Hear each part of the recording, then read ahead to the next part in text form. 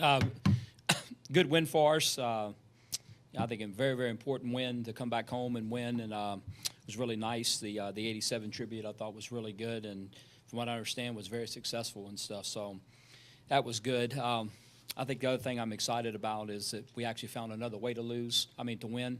Excuse me. And this time we got some turnovers and got plays on special teams, and so it was a little bit different than the Lafayette win. But nevertheless, we did find a way to win, and that's the most important thing. There's obviously still a lot of room for improvement when you look at the, what we're doing from an offensive standpoint. Too inconsistent in the throwing game from what I think we need. Really good production first game, not so good the second game, really good the third game, not so good the fourth game. So we need to get some consistency there.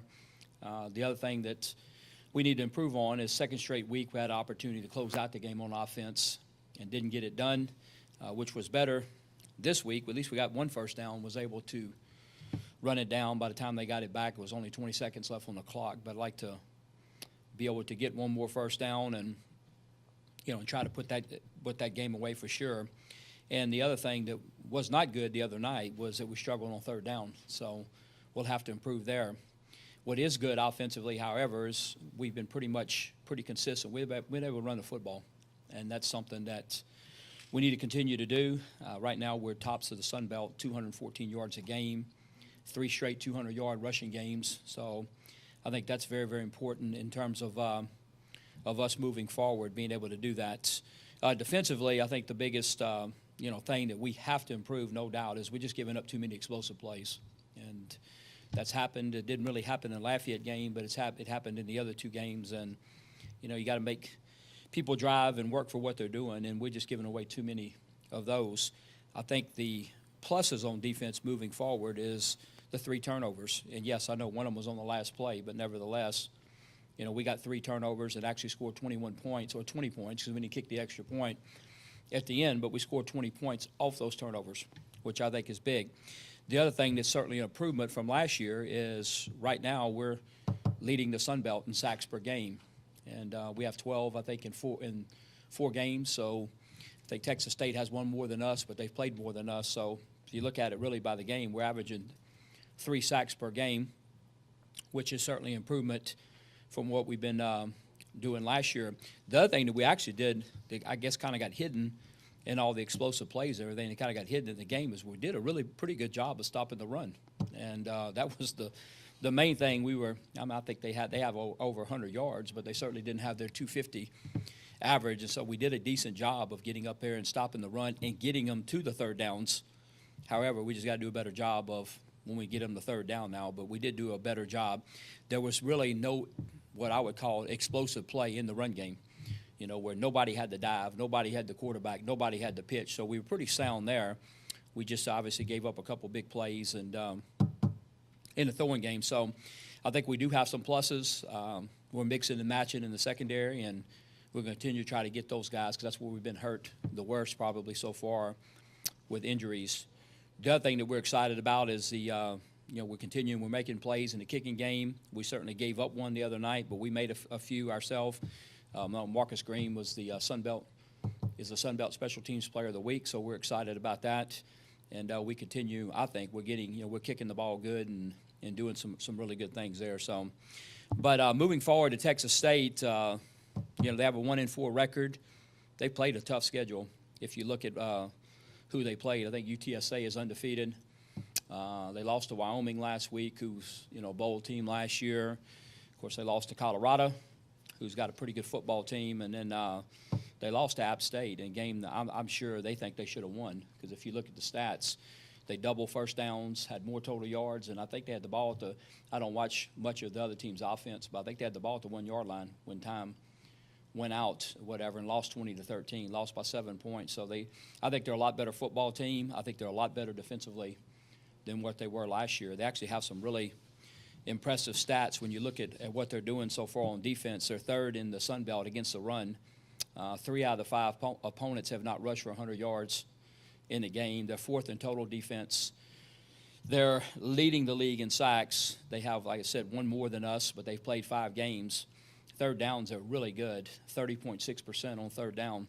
which they're up there ranked in the top 2 or 3 in the league on that as well. So defensively, I think they've made some big improvements. They run a lot better than what I remember them running last year, and they're all about attacking. I mean, they're going to get up there. A lot of zone pressures, you know, where they'll blitz and then roll and play zone behind it, but they're going to come after us. They've come after everybody when you look at it, and have been doing a great job. Offensively, it looks like they're kind of starting to hit their stride a little bit. We know a lot about Damian Williams. I think Damian's a really good football player. He won the state championship, was a quarterback at Rummel when they beat Barb a few years ago in the Louisiana State Championship, signed with Mississippi State, and then transferred to Texas State. He's now the starter, and he can throw it, and we knew that in high school, and he certainly looks to be catching his stride there. Running back by committee, they've played 3 or 4 guys. We're not real sure who they're going to play, and then their receptions have kind of been spread out as well. So the other thing that they're doing a really good job of, which, you know, concerns us, is their punter's having a great year. When you look at it, they've done a great job on field position. He's averaging 44 yards a punt. 7 of them went over 50 yards. 12 of them went inside the 20. So he's having a really good year. So we know it's going to be another tough game. It's an opportunity for us to go 3-0, but, you know, it's hard to win in this league, and it's always harder to win on the road, and we know that and stuff. So go down there, kick off at 2 o'clock. You know, we'll have a quick, you know, we kind of went through the routine a little bit with the players when we were going to play Florida State at noon, but just trying to get in that, you know, moving from a 6 o'clock to a 4 o'clock, and then now moving to a 2 o'clock game. We'll start talking to them about that and what we need to do, and really start emphasizing a lot at Thursday meetings and stuff, and because it is different. I mean, you have to get up, you got to get moving, and so on and so forth. So, but anyway, we're excited. Like I said, big game for us. Obviously, in the conference standing, I'm always looking at the recruiting angle of it. And presently, right now, we have 36 players on our roster from the state of Texas, and counting Wiley, who will be the kickoff guy for us. We have 8 starters on our team from the state of Texas. So, and we're going to continue to recruit in Texas. So this is a really big game for us, and you know, to get some publicity, obviously in the state of Texas as well. So, anyway, any questions? Hey, Coach. I mean, with Caleb Evans only being limited to like 7 yards rushing, do you fear that, especially with as close running game that's been in the past couple of weeks, do you fear that teams are starting to figure it out what he does with quarterback runs? I think that what we have to do is, you know, we probably should have went in with a few more, you know, like designed when you look at it, and but what they did different from Lafayette is they let us, you know, the end slow played it, and we had to give the dive and stuff. So, you know, he was patient with it. Give him credit.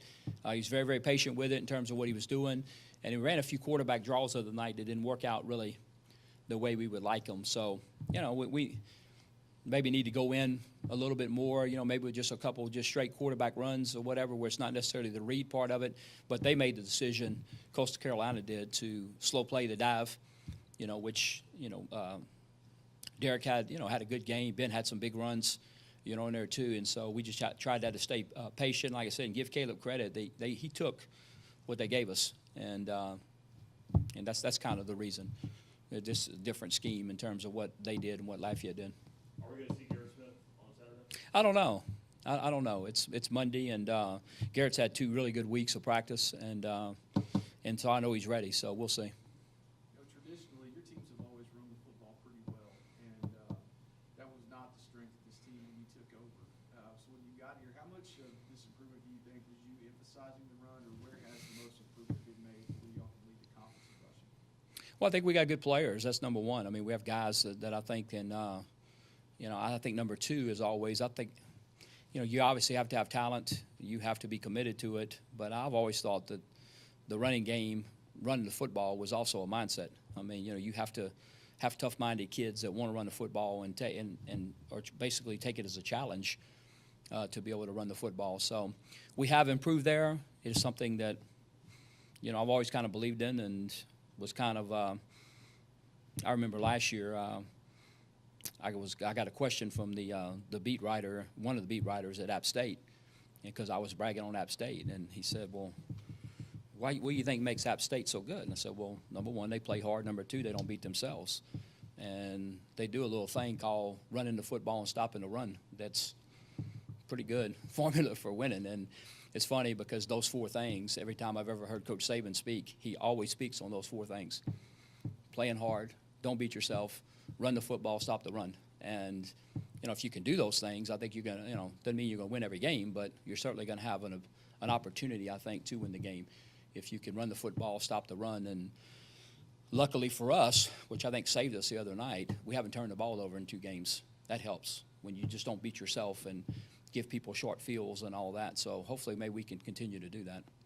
Coach, what does Ben offer you in the backfield there compared to Derek, and then also we expect him to have such a good game there? I was excited that he had such a good game, and he's really come on the last couple of weeks in practice. Like I said, running backs, anytime you have leg injuries and it just, they're not quite right, like Austin Vaughn isn't right now, and, you can just kind of see them.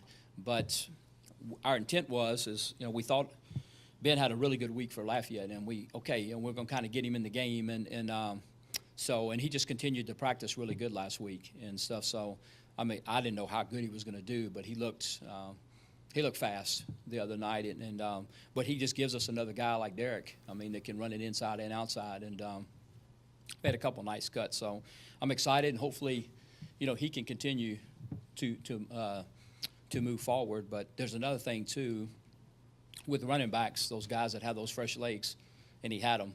And so now the test for Ben will be to keep up every week, and whatever. But he obviously came in with some fresh legs, which was a nice compliment to what Derek was doing. Hey, Coach, you helped these guys like a season low, 112 yards from the ground. What do you feel your defense, and what do you think Coach Collins did differently with the defense this week in practice with being able to stop the run for Coach Carolina? Well, I thought first off, we did a really good job of playing assignment football, and trying to, like I said, we didn't have like any major breakdowns. We did obviously against the pass, against their play action stuff, which they hit us twice, to start the game. But in the run game, we read our keys pretty well, I thought, and then I think we're tackling better. We can still obviously improve a lot in that area, but I'm looking at this program and trying to improve each and every week, and dating back to when we got here, and our tackling has definitely improved. I think Coach Collins will be the first to tell you. We still got to get better in that area. So I really think those 2 things, really, when you look at it, the fact that we were pretty disciplined in our assignments, and big key of tackling is to get multiple people to the ball. Everybody always talks about one-on-one tackles you miss. When you're good players, they're going to make you miss, but you got to get multiple people to the football, and it seemed like we're progressing a little bit in that area. I think it's interesting. You look at these 2 programs, you all in Texas State, you and Everett came in the same year, Mm-hmm. and I think both of y'all have really been recruiting at a high level since you got here too. But you all have had a little bit more success on the field than they've had thus far. When you watch Texas State, do you see some similarities as far as those struggles trying to turn a program? Oh, no question, and I think they have the right guy certainly to do it. I got a lot of respect for Coach Withers, and I've known him a long time, back when he was the secondary coach at Texas, and then saw him several times when he went to be the secondary coach of the, I guess, was it the Titans then? It was at Tennessee then. I know that. And then I think I said that last year. He was the DC at North Carolina. We played when he was working for Butch Davis, and we went down and played him. So known him a long time. He's a good football coach. Had a really good program at James Madison. And, what he was doing there and the stuff he was doing, and we thought we were going to actually play him my last year. If we would have won and they would have won, then – but we got beat, and so did they. They got beat by, I think it was Colgate or somebody. And but we had looked at him a lot and did a lot of research on him. But he's always done a really good job. And I can see like I said, the progression in what he's doing. I think they're playing a lot harder. When you look at them, they're playing with a lot of energy. And the main place it shows up right now is defensively. I think they're getting better on offense. But they had a quarterback there 3 or 4 years that started, and now they got a new one, and I think they're getting better on offense. But the biggest, change or progression I can see in what he's doing is they're playing better on defense, and he has more guys that can run on the defensive side of the football right now than what I remember them having last year. And look what they're doing. They're stopping the run. When you get the 3rd down, they're pressuring the quarterback.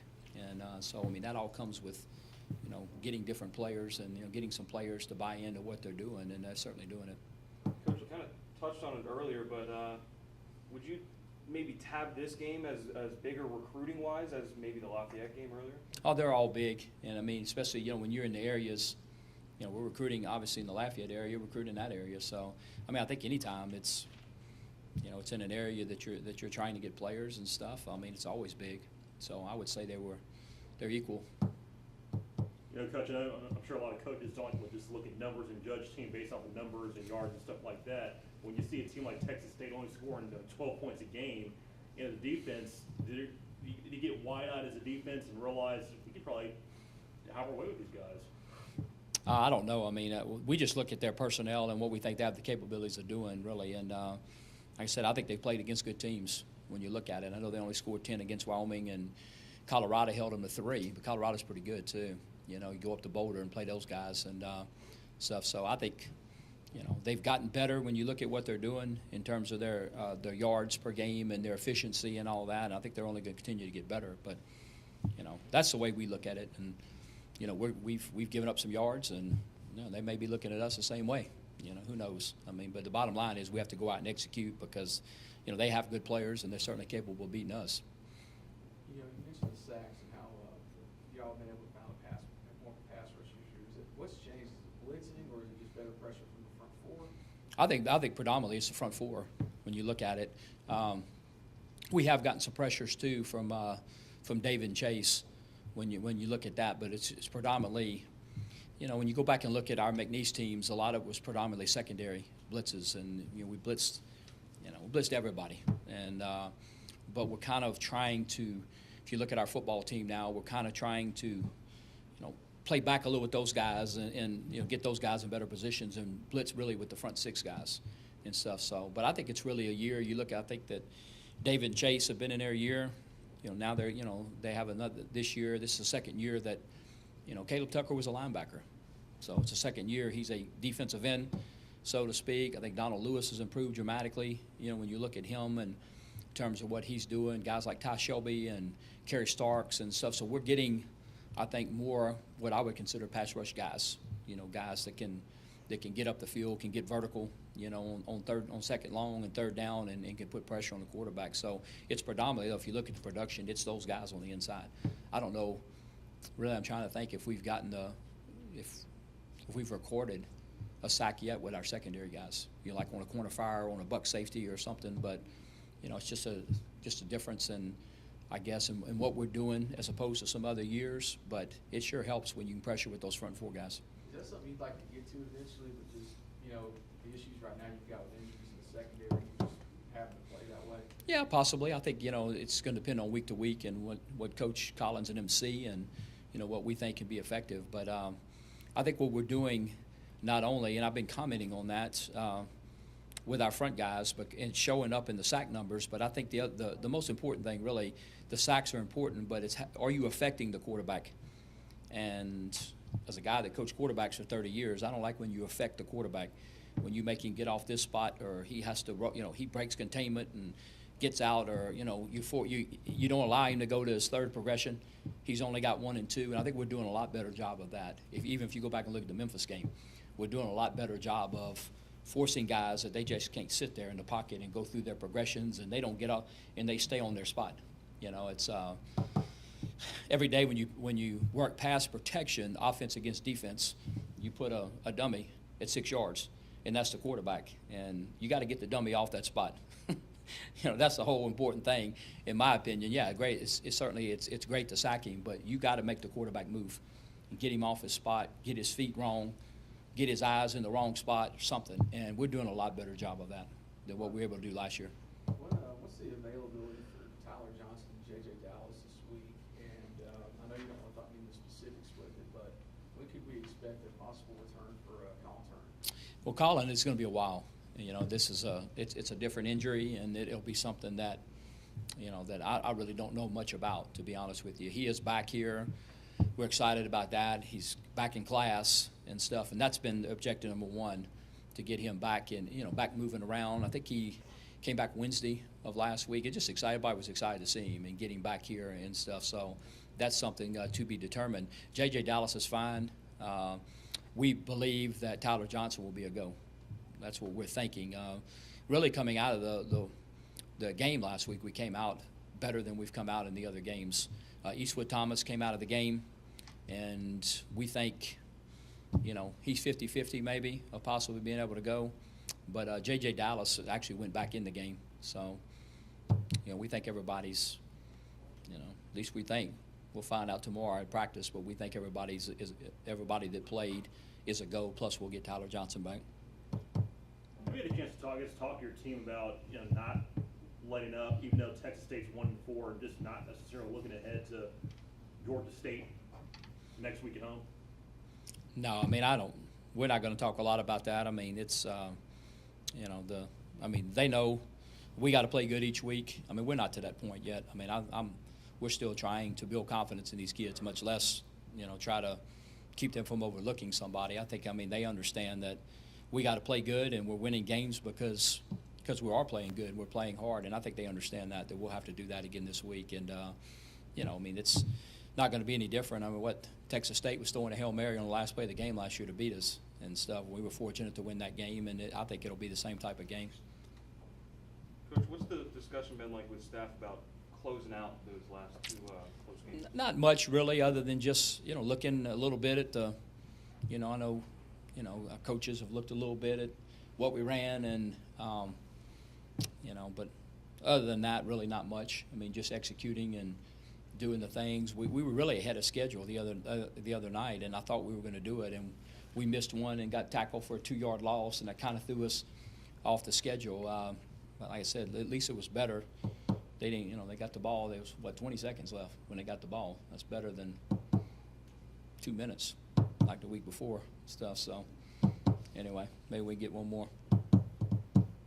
Have you had a chance to just scout their defense on film, and Yeah. what do they kind of run? What do they kind of do differently? They're an odd front team, and they base out of an odd. They'll have 3 down guys, and but they're heavy pressure team, and they're moving around, and it's really predominantly. I mean, we expect them to do what they've been doing in the other games, and you're going to see 4 people from the field pressure. You're going to see 4 people from the boundary, and that's the bulk of what they do and stuff, and so.